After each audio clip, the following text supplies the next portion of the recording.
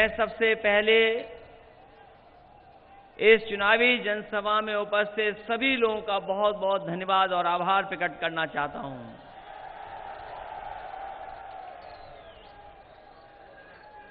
और जहां रात में तूफान था, तेज हवाएं चली हैं, थोड़ा बहुत धूल मिट्टी भी उड़ गई, हमको लगता था कि शायद लोगों का जोश और मनोबल कम हो जाएगा, लेकिन मैं यहां देख रहा हूं पूरे मैदान में जहां देख रहा हूं सर ही सर दिखाई दे रहे हैं। और देखो कैसा रंग बदला है, ये रंग कैसा चढ़ गया है। अब ये नीला, ये लाल और हरा रंग चढ़ करके बोल रहा है। और जब से लाल, नीला, हरा सहारनपुर और देवन और पहले चरण से बोला है, तब से बहुत सारे लोग घबरा गए हैं।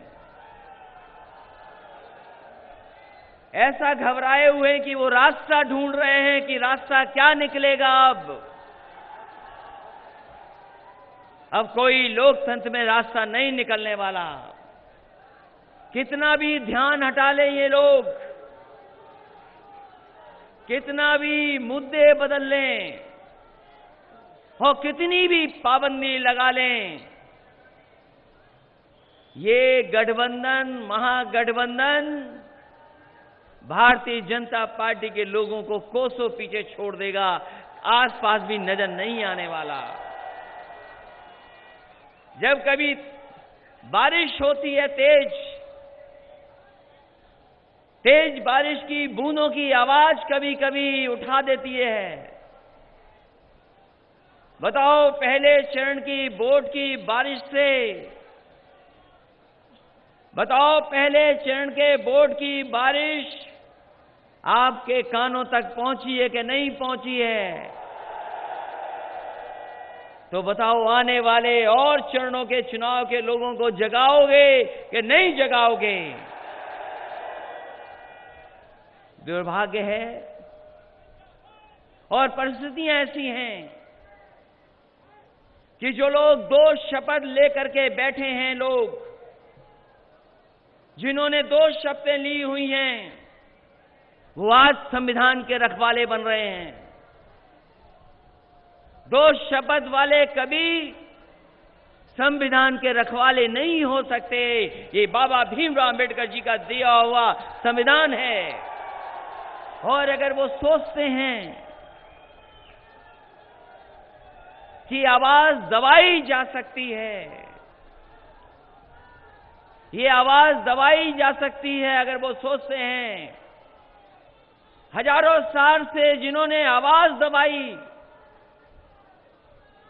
वही आवाज दबाना चाहते हैं आदरणीय मायावती जी की। लेकिन मुझे खुशी है इस बात की, ये जोश और उत्साह बता रहा है कि जब मशीन बोलेगी तो लोगों के कान तक आवाज जाएगी। ये लोग वो लोग हैं जो मशीनों को दबा करके वहां पहुंचाने की बात काम करेंगे। ये आगरा की सरजमीन, जहां पर एक तरफ कृष्ण भक्त महाकवि सूरदास की कर्मभूमि रही है, वहीं दूसरी तरफ भगवान कृष्ण के अनन्य भक्त महाकवि रसकान की भी सरजमी है। ये जहां पर एक तरफ शास्त्रीय संगीत के महागायक तानसेन की कर्मभूमि रही है, वहीं दूसरी तरफ महान सूफी संत शेख सलीम चिश्ती की भी कर्मभूमि रही है। ये इलाका वास्तव में, ये आप लोग जितने मौजूद हैं, यही तो हिंदू मुस्लिम संस्कृति और हिंदू मुस्लिम तहजीब की जीती जागती पहचान है। वैसे तो आगरा का परिचय किसी को देने की जरूरत नहीं है।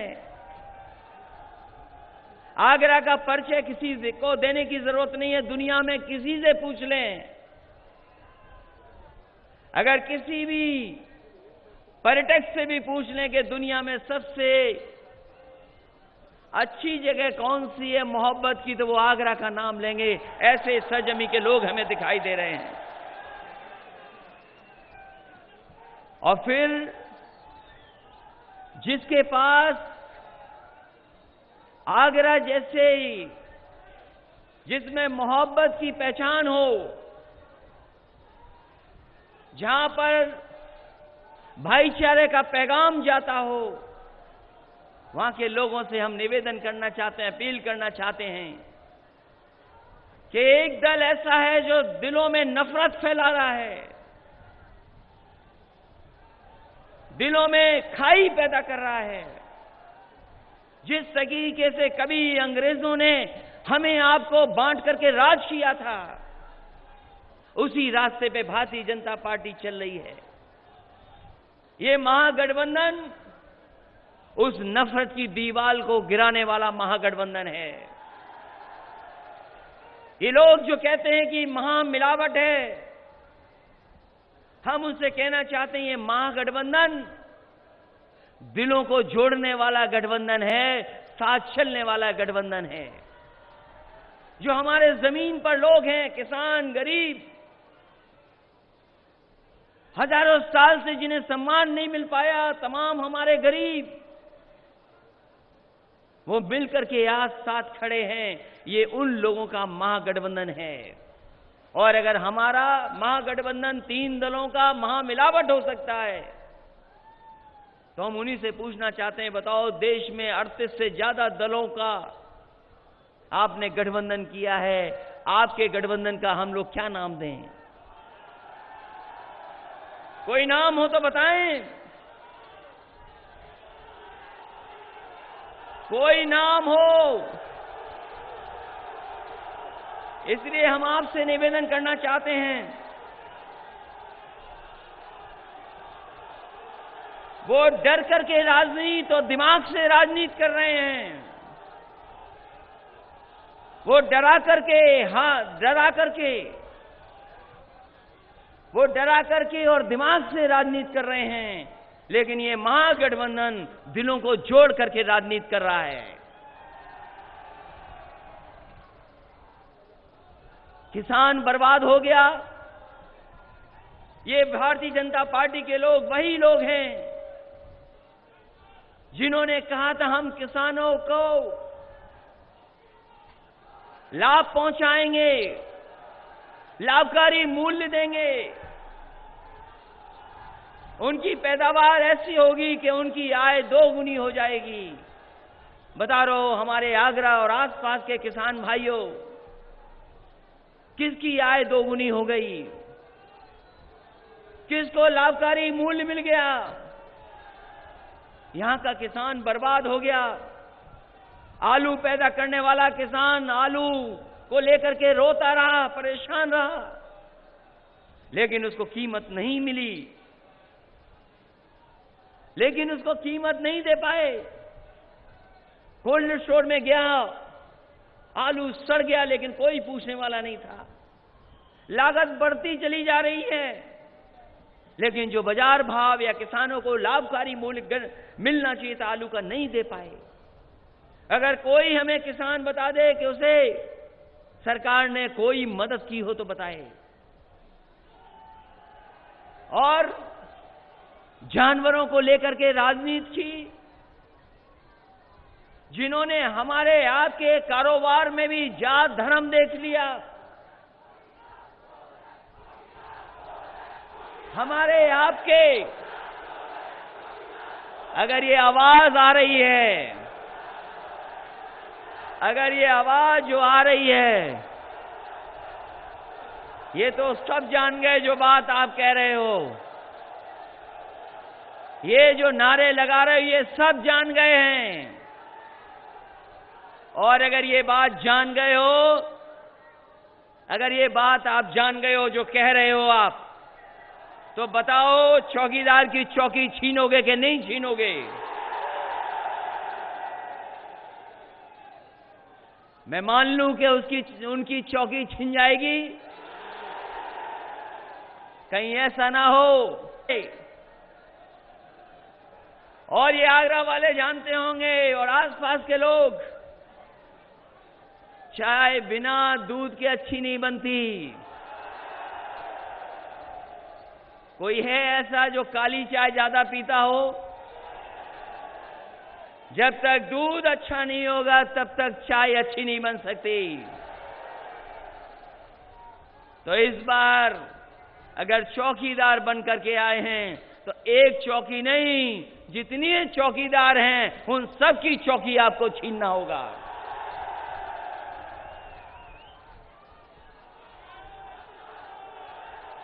ये रास्ता क्या दिखा रहे हैं हमें और आपको? ये हमारी आपकी उम्मीदों का रास्ता बंद करना चाहते हैं। ये हमारी आपके बीच में मोहब्बत खत्म करना चाहते हैं, भाईचारा खत्म करना चाहते हैं, ये नफरतों की खाइयों की राजनीति करना चाहते हैं। और जहां किसान बदहाल हो गया, वहीं नौजवान के आगे कुछ दिखाई नहीं दे रहा, उनका भविष्य क्या होगा। हमारे लाखों करोड़ों नौजवान, नौकरी नहीं है उनके हाथ में। पहले तो अच्छी पढ़ाई नहीं दे पा रही सरकारें, और जब पढ़ाई अच्छी नहीं है तो नौकरी कहां से मिल जाएगी। और याद करो वो दिन जब सरकार ने नोटबंदी की थी। यहां पर मौजूद होंगे लोग जो काम करते हैं हाथ से, कारीगर हैं जो हाथ से अपने हुनर से काम करते हैं। बताओ नोटबंदी के समय पर सबसे ज्यादा परेशानी आई कि नहीं आई? नोटबंदी ऐसी की कि न जाने कितने गरीबों लोगों की जान चली गई।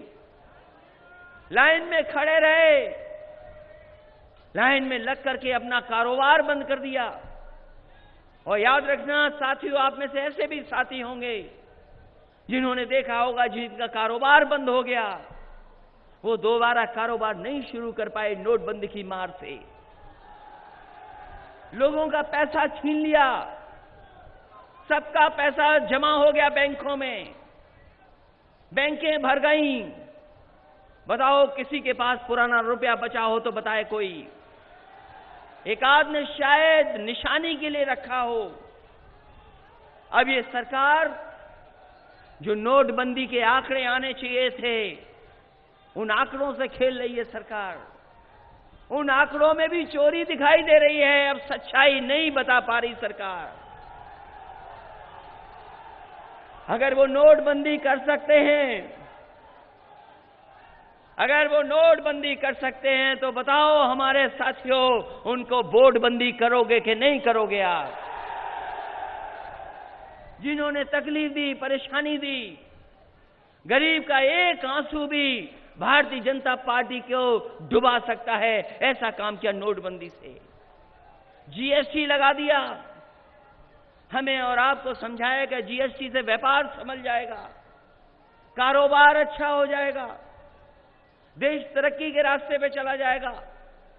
लेकिन बताओ जीएसटी से भी व्यापार हमारा थम गया। छोटे लोगों का तो थमा ही थमा हमारा, ये बड़े उद्योगपतियों का भी थमा, उनका भी कारोबार चौपट हो गया, उनसे जुड़े लोगों का भी बर्बादी हो गई। ये जीएसटी कानून ने ऐसा जाल फंसाया कि हमारा व्यापारी, कारीगर और मजदूर सब फंस गया। कभी कभी लगता है कि नोटबंदी, जीएसटी, भ्रष्टाचार और काले धन वापसी के लिए नहीं था। ये भारतीय जनता पार्टी ने देश के 1% लोगों को लाभ पहुंचाने के लिए ये नोटबंदी और जीएसटी का फैसला लिया। मुझे नहीं पता कि हमारे आपके वो देश के प्रधानमंत्री हैं कि हमारे आपके हैं, लेकिन आंकड़े बताते हैं कि देश के 1% के ही वो प्रधानमंत्री हैं, 99% के प्रधानमंत्री नहीं हैं। और फिर जब नौकरी मांगी, रोजगार मांगा, तो क्या कहा कि जाओ पकौड़े बना लो जाकर के। अरे उन्हें पता ही नहीं, आगरा में तो कुछ और खाया जाता है, पकौड़े कम खाए जाते हैं। कहा था कि हम टूरिस्ट बढ़ाएंगे, कोई जानता कि क्या टूरिस्ट बढ़े होंगे? नोटबंदी पर तमाम दुनिया के जो दूसरे हिस्से से लोग आए थे वो परेशान हो गए, तकलीफ में आ गए कि अब क्या होगा। उस समय भी अगर किसी ने मदद की थी तो वो समाजवादी सरकार थी। उस समय उन टूरिस्टों की, व्यापारियों की मदद करने का काम उस समय सरकार में हुआ। सब इंतजार कर रहे हैं चुनाव की तारीख का। सब इंतजार कर रहे हैं अब वोट कब डालना है। आप भी इंतजार वोट डालने का ही कर रहे हैं। बताओ कौन सा विकास किया है बीजेपी के लोगों ने? बताइए हमें। ये आगरा तो शायद स्मार्ट सिटी था। मैं आपसे जानना चाहता हूं कितने स्मार्ट हो आप? बताओ आप कितना स्मार्ट कर दिया शहर को।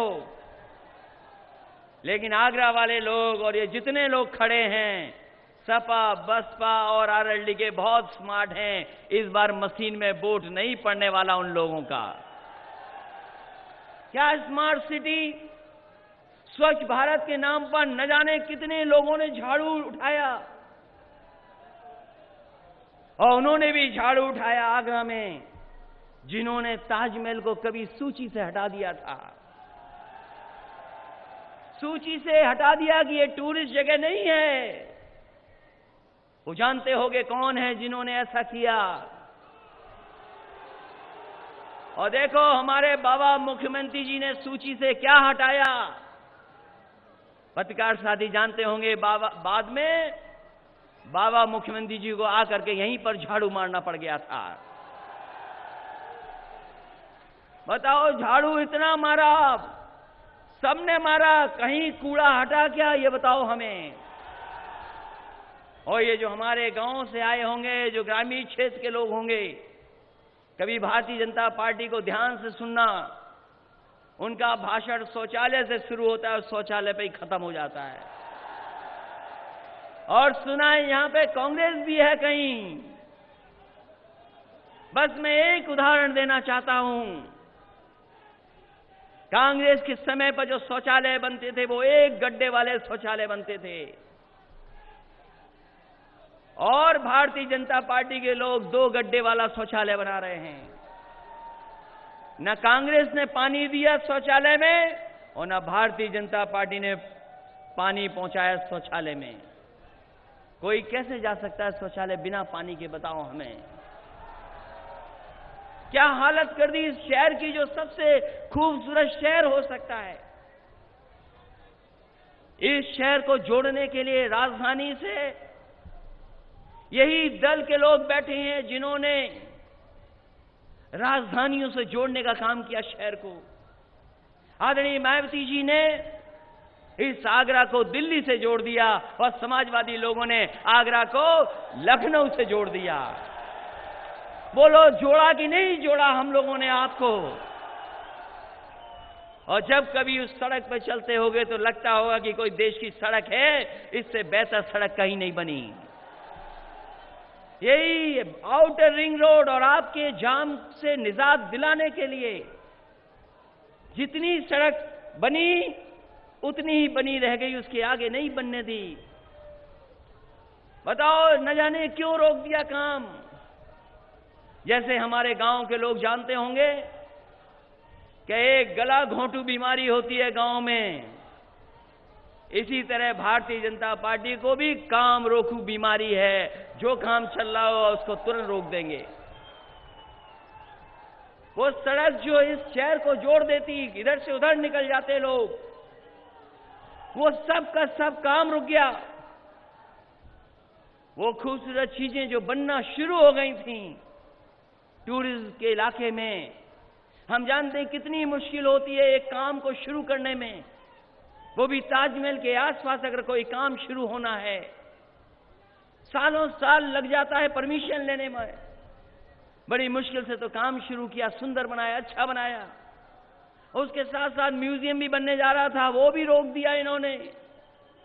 और हम समाजवादियों ने ये भी कहा कि टूरिस्ट दुनिया से आते हैं यहां पर, और वो दुनिया के टूरिस्ट जब यहां आते हैं और अपने देश का समय देखते हैं तो किसी देश में सुबह हो रही होती है, किसी में दोपहर हो रही होती है, किसी में शाम हो गई, किसी में आधी रात। तो एक खाने का हमने इंतजाम किया था कि कम से कम ऐसी जगह बन जाए कि 24 घंटे वहां पर चाय, खाना, नाश्ता, पानी, और टूरिस्ट आए तो वहां पूरा का पूरा बैठ करके अपना जिस समय चाहे उसमें खाना पी लें। वो भी रोक दिया। इन्हें पता नहीं काम से कितनी दुश्मनी है। इसलिए जहां काम से दुश्मनी है वहीं ये कभी सम्मान नहीं दे सकते। जो संविधान से हमें सम्मान मिले, अधिकार मिले हैं, बाबा भीमराव अंबेडकर जी ने जो सम्मान दिया, और सम्मान वो जो संविधान से मिले हमें अधिकार, उन अधिकारों को भी छीनने का काम कर रहे हैं ये लोग। अगर अधिकारों को छीनने का काम कर रहे हैं